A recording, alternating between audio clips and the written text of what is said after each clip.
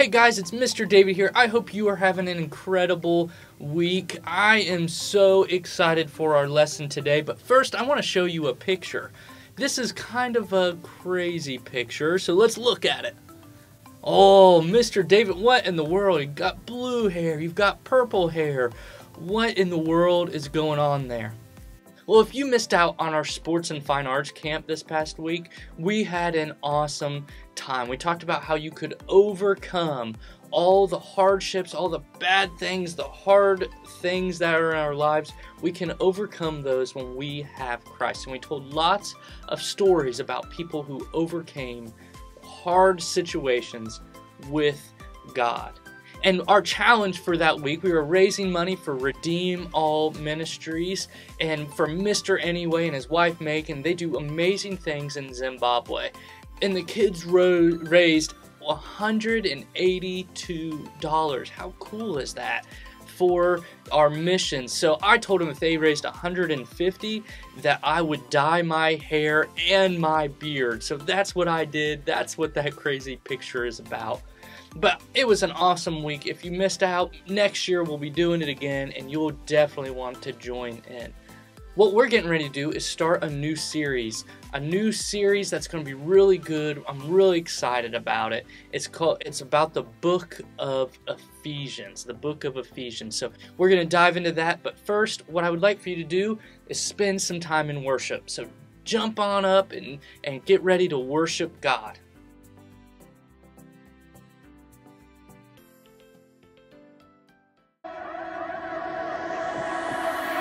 They say we're the future, but we're the now. Can't wait for our time to come around. 'Cause we're making history, better believe we will be writing the books. Penciling pages so legendary, we won't be misunderstood. We won't be misunderstood, misunderstood, misunderstood. We are brave, we are young. We're not afraid.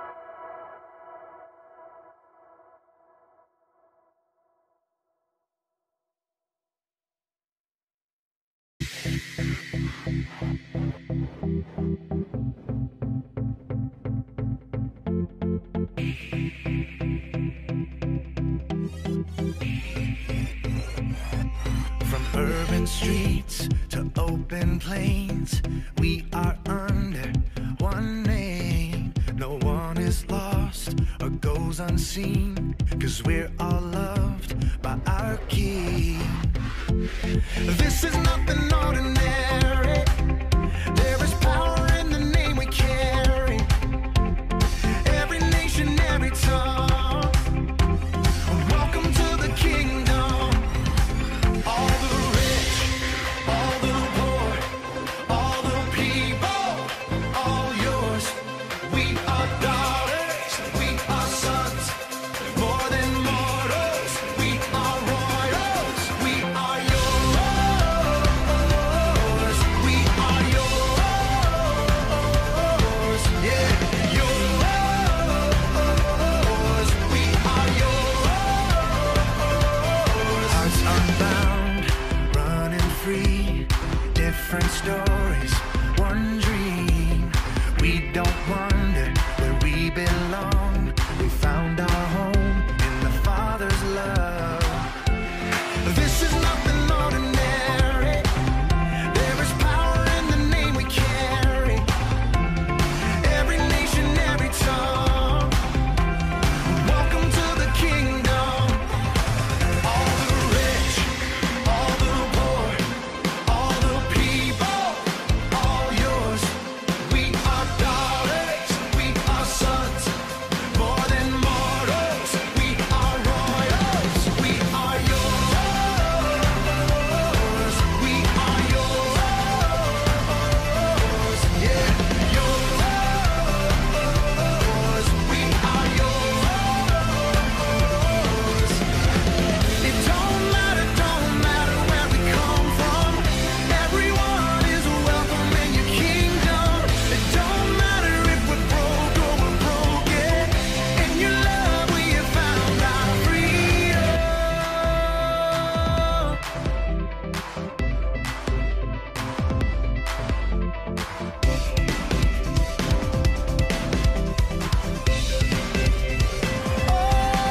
All the rich, all the poor, all the people, all yours.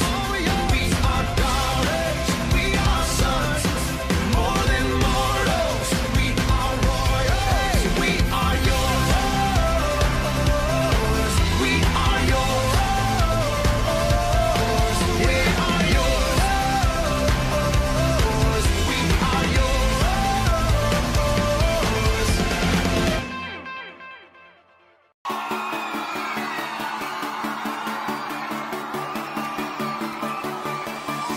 Staring into your eyes makes my heart come alive. Suddenly brought to life when I met you.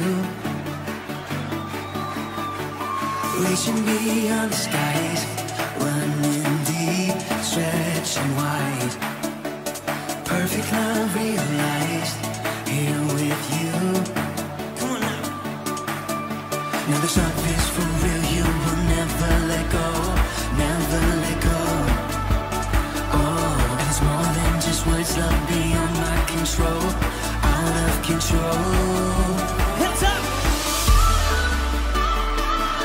This is real love, this is real love. Say this is real love, this is real love. Oh.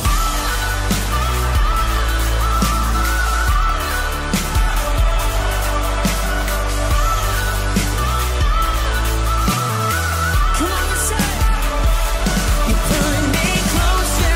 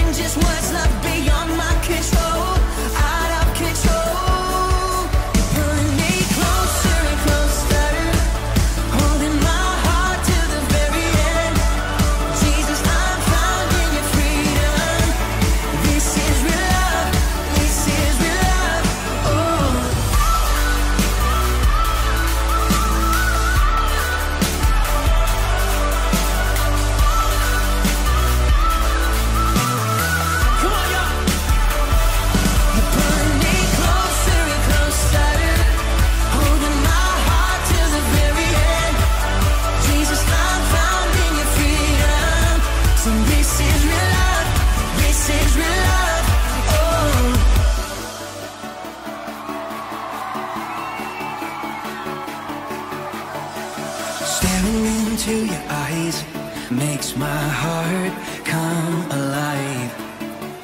Suddenly brought to life when I met you. 1, 2, 3, jump! This is real love. This is real love. This is real love. This is real love. Oh.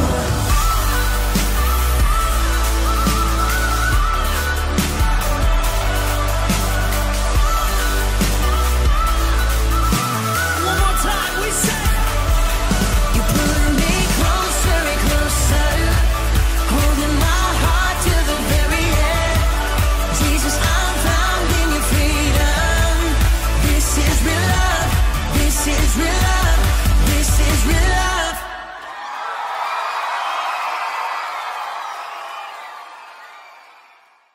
Wow, great job with that worship, guys. I'm really proud of you.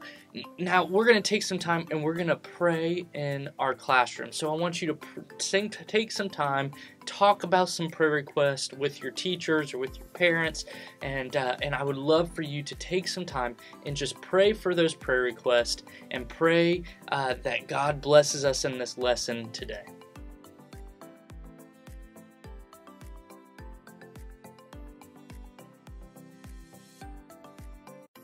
Great job, guys.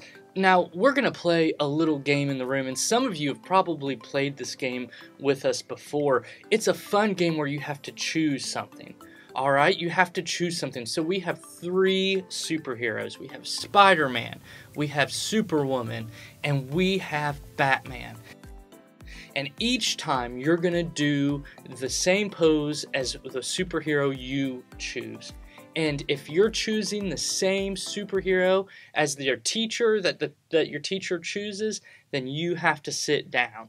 So it's going to be a really fun thing, and I want you to have fun with it and see if you can choose the right person each time. So here we go.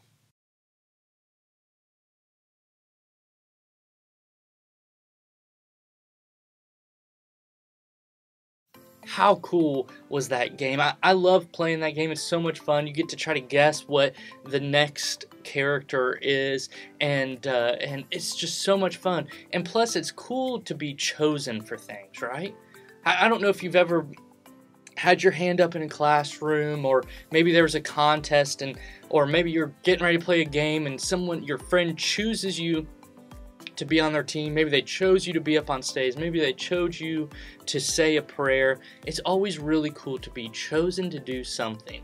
And what's really cool is in our story today, we're going to learn about a guy and his family who was chosen by God. God chose them to bring about this huge rescue plan that Jesus has done for us. So let's watch this video. And we're going to take some time afterwards and we're going to talk about what does it mean. So let's watch this video and we'll be right back. God's story, God's promise to Abraham. So part of God's story is about a promise God made to Abraham, and it begins like this. Once there was a guy named Abraham. He had a wife, Sarah. They didn't think they could have any kids, which was a major disappointment because they really wanted a family. But little did Abraham know that God had a very special plan for him. When Abraham was 75 years old, God promised to give him kids, and one day God would send the rescuer through his family. All God asked was that Abraham and Sarah leave their home first and follow him.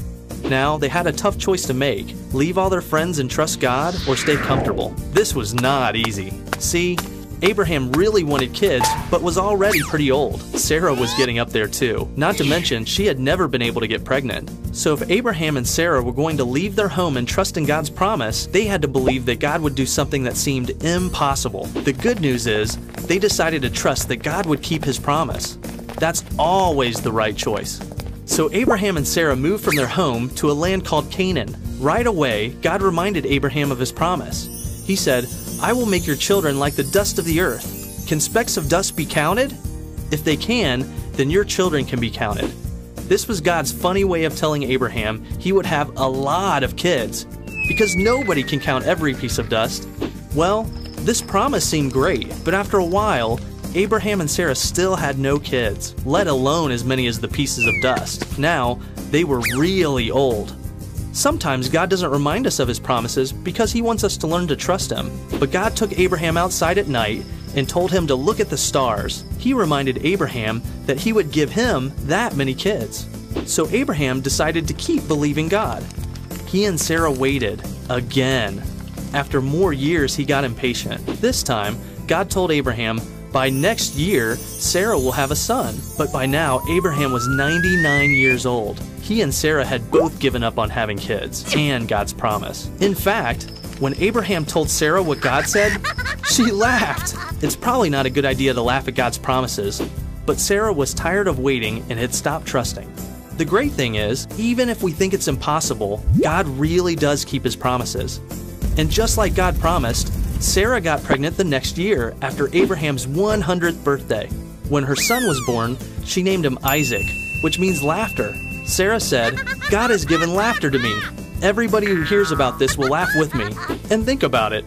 A really old lady having a baby is pretty funny. God kept his promise to give Abraham and Sarah a son. Even though they didn't think it was possible, it was easy for God because he can do anything, including giving old people babies. And remember how God was going to give Abraham as many children as the stars in the sky? Well, Isaac grew up and had children who had more children who had more children. This kept going and going and going. And guess who eventually was born in Abraham's line? The rescuer himself, God's son, Jesus. All because Abraham followed God and trusted God to keep his promise. And that's the story of God's promise to Abraham. So in case you missed it, here's the quick version. Abraham and Sarah were old. God promised to give Abraham kids. Abraham and Sarah waited. They got impatient. God reminded them he keeps his promises. Abraham and Sarah waited more. They got impatient again. God told them Sarah would have a baby. Sarah laughed. She had a baby. Jesus was eventually born into their family. God always keeps his promises. And that's a part of God's story. Wow, what an amazing story. God chose Abraham. God chose Abraham. And he made this amazing promise through Abraham that his children would be as many as the stars in the sky and the sand on the seashore. What a great promise. And you know, God has made a lot of promises to us, and he has chosen us. Let's check out our memory verse for today. Ephesians 1:4. For he chose us in him before the creation of the world to be holy and blameless in his sight. You see, God chose you, just like he chose Abraham. He made a promise to Abraham just like he made a promise to you. He said, hey, if you choose me, if you follow me, you'll be one of my children. How amazing is that?